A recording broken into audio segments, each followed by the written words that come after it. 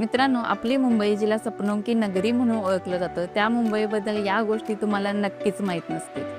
मुंबई हे नाव एका देवीच्या नावावरून देण्यात आलंय. 1995 पर्यंत या शहराचं नाव बॉम्बे असं होतं. पण नंतर मुंबादेवी या ग्रामदेवतेच्या नावावरून मुंबई हे करण्यात आलं, ज्याचा अर्थ मुंबा आई असा होतो.